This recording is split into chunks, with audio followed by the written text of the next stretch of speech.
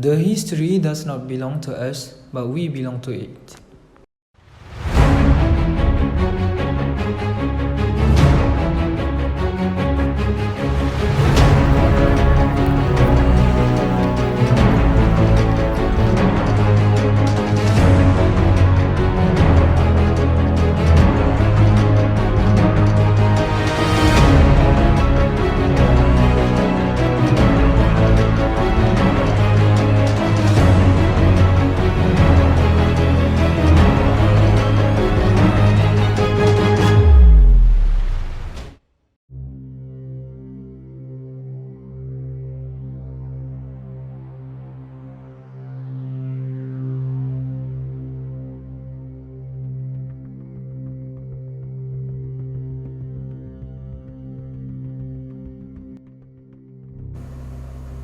Selangor is a state in western Malaysia that occupies a portion of the Malacca Straits coastal alluvial plain.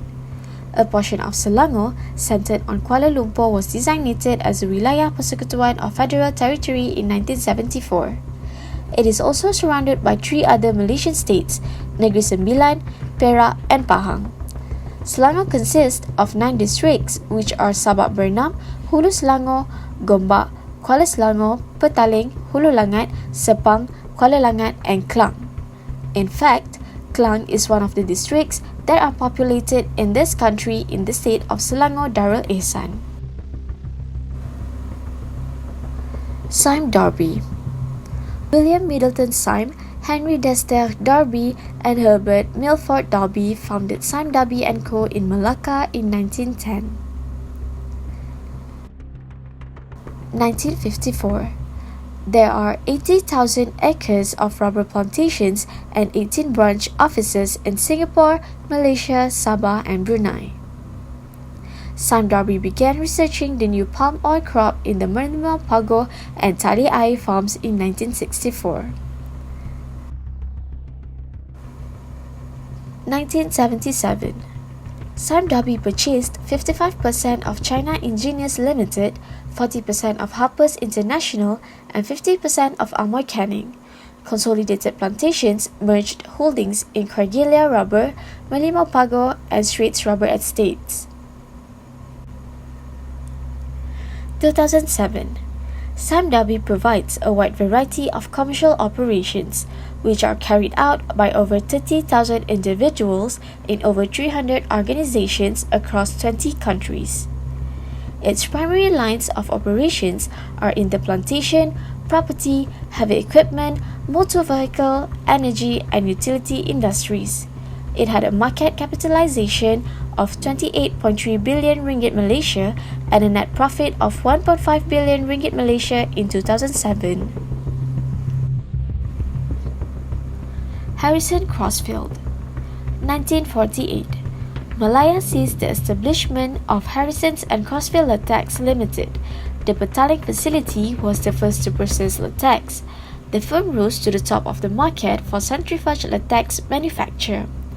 After the estates were cleansed of water breeze, oil palm was widely planted to replace rubber. The assassination of A.E. Walker, London Asiatics manager of the Alfield estate in Perak, sparked by the Malayan emergency in June. The acquisition of Carrey Island in 1959 contributed 18,000 acres of rubber, coconuts and tea, as well as 10,000 acres of reserve areas suited for oil palm development. 650 acres of tea grown there previously fared so poorly below sea level that it became known in Malaysia as submarine tea. 1982. Harrison's Plantation Berhad is founded to acquire Harrison's Malaysian Estates Limited's plantation interests. PNB owns 58% of the company, while Harrison's and Crossfields own 30%.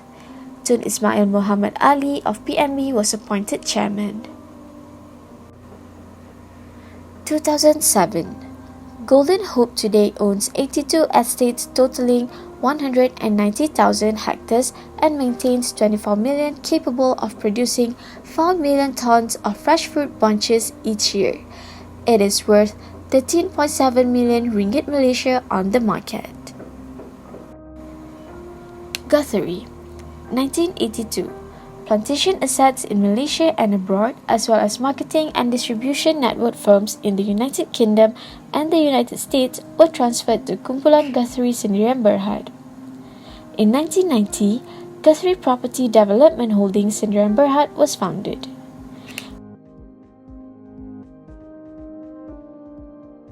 In 1994, Guthrie Group deliberately expanded its primary business into plantation property development, manufacturing and services.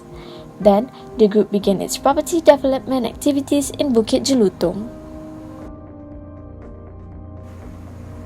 In 2004, Guthrie became the world's first plantation enterprise to receive European Retailers and Producers Good Agriculture Practices accreditation for plantation and management.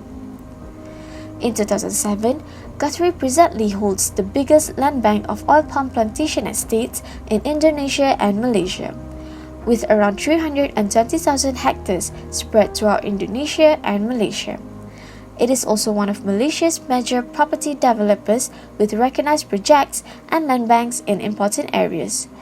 The group has a market valuation of 7.29 billion ringgit Malaysia and generated its highest half-year profit of 567.5 million ringgit Malaysia.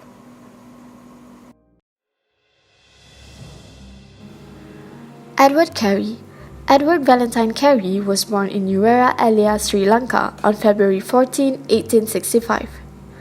In local sources, the first documented mention to a Mr. Edward Valentine Carrey appears in Volume 1 of the Selangor Journal for the year 1893. Until 1897, he was the chairman of the Selangor Planters Association.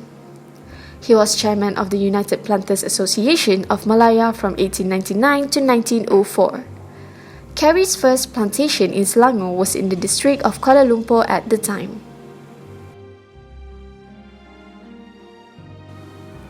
Mahmeri. The population of Pulau Carrey, the Mahmeri peoples, one of the several tribes that make up the Malay Peninsula's immigrant population, were the island's first residents in terms of population. On the island now, the Mahmeri population is concentrated in 5 settlements in the south-southeast, right across the Langat River from the Royal Enclave of Jugua.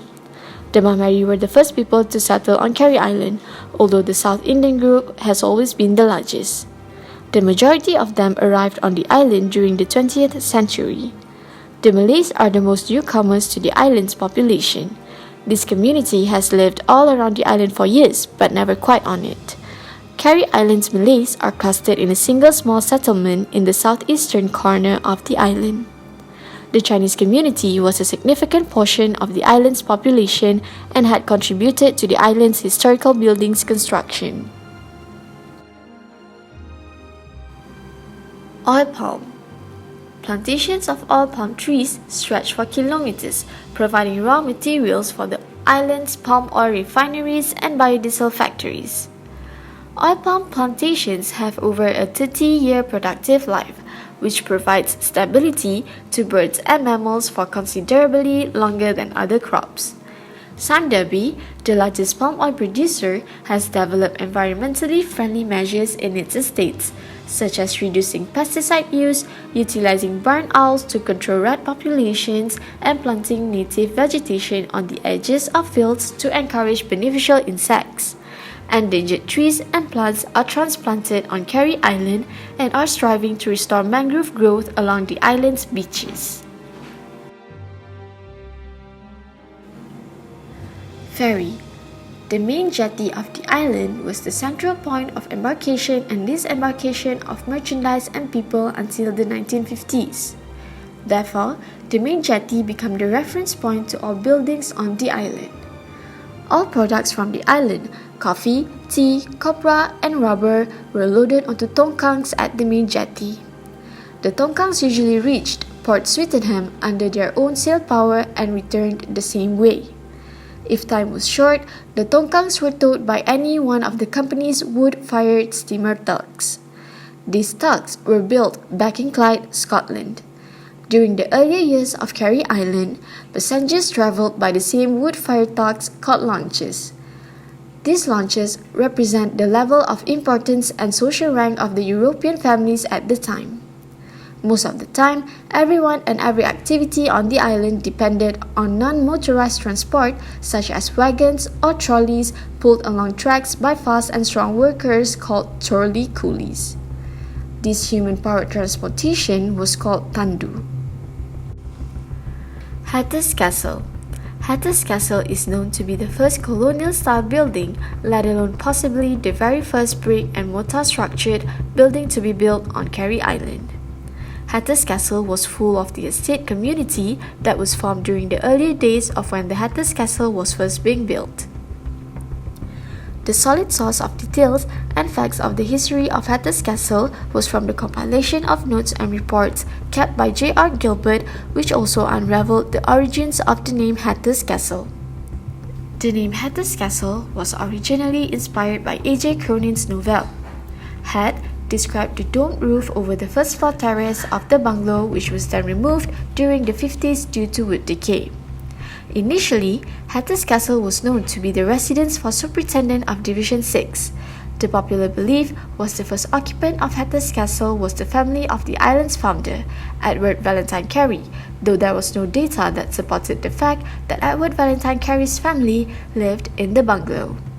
In fact, during his tenure as the owner of Carrey Island, he lived in a bungalow at the foot of Jugra Hill, which was the British colonial territory in the Selangor Royal Precinct area.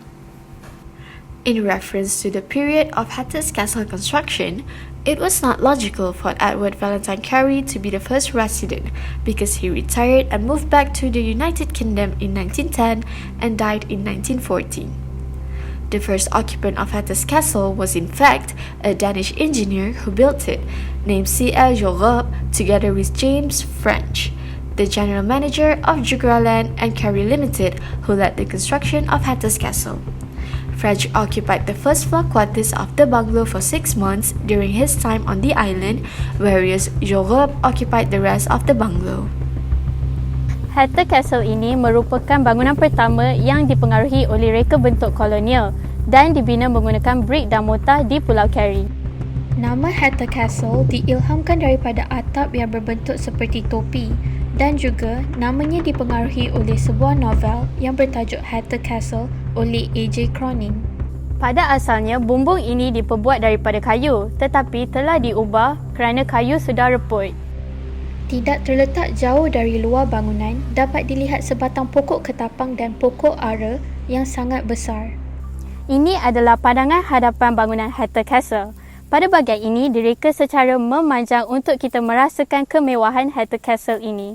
Tujuan reka bentuk tangga ini untuk menarik perhatian dan menyambut pengunjung yang datang di Hatter'S Castle ini. Bahan yang digunakan untuk tiles, eave, rangka tingkap dan pintu adalah kayu hardwood yang terdapat di hutan dara Pulau Carrey. Several areas are located on the lower ground floor. The car porch is the first on the left side of the building. We can reach living area 2 of the building, which is as large as 50 meters square. The first floor's floor joists can be seen from the lower ground due to its exposed ceiling.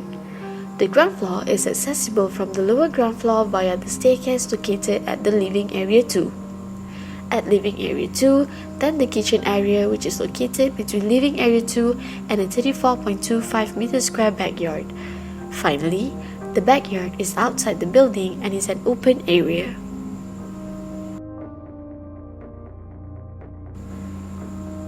The first area that the occupants will access at the ground floor from the main entrance is the balcony, which acts as the transitional space between the internal and external space. There are 2 staircases located at the balcony, which the main one located at the front for the visitors and the secondary staircase is located at the side of the building. Next, the dining area is surrounded with decorative timber columns. There's also a cabinet decorated with ornaments that is located between 2 doors which will access to the kitchen. The dining area is well lit due to the large openings. The main living area and living area 1 are separated by the decorative columns located between the 2 spaces. At the kitchen, there is located a staircase which will lead to the lower grounds kitchen. The level difference between the ground floor and lower ground floor is well utilized by implementing built-in cabinet to the structure. On the first floor, bedroom 1 and 2 has a balcony that acts as a transition space between interior and exterior. Next to bedroom 2, there's a staircase that acts as a vertical circulation between first floor and the second floor. Last but not least, the second floor. On the second floor is where the master bedroom with a balcony is located. We can go to the loft through the door in the master bedroom, where at the same time decorated with several ornament timber column. Kedudukan kolom-kolom yang berpasangan ini mewujudkan satu pembahagi dan ruang masuk yang dipanggil alcove. Alcove ini digunakan untuk pergi ke ruang-ruang yang lain seperti ke ruang tamu dan ruang makan. Di sisi kabinet ini terdapat dua pintu kaca berwarna yang menuju ke ruangan dapur. Untuk maklumat, kaca and clay tiles diimport dari Eropah menggunakan bot dan diangkut masuk menggunakan gerabak yang ditarik oleh pekerja-pekerja di Pulau Carrey. Di bahagian ruang makan terdapat built-in kabinet dan perabot meja makan asal sejak pembangunan Hatter'S Castle dahulu. Merujuk tuan yang menjaga Hatter'S Castle ini, semua perabot untuk hiasan dalaman dikatakan tidak pernah diubah suai. Tangga utama ini menuju ke aras pertama yang mempunyai ruangan privasi seperti bilik tidur diselangi bilik-bilik air. Susur tangan tangga dan balustrade diperbuat daripada kayu cengal yang berasal daripada hutan dan diproses di kilang lokal. Kayu yang digunakan untuk lantai, pintu, pagar beranda, tangga dan perabot terdiri daripada kayu-kayu hardwood seperti kayu cengal, jati dan bakau. Kayu-kayu untuk perabot-perabot Hatter'S Castle ini diukir oleh tukang kayu Cina yang berasal daripada Shanghai. Pengurus besar Jugra Land and Carrey Limited iaitu James French yang membawa perabot-perabot ini ke Pulau Carrey.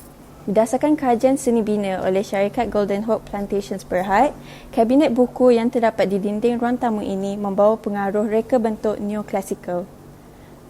Reka bentuk neoklasikal ini dijelaskan berdasarkan kewujudan base, shaft and cornice yang menjadi prinsip reka bentuk bagi kabinet buku ini. Pada bahagian bawah kabinet ini terdapat ukiran alur yang serupa seperti bahagian badan kolom.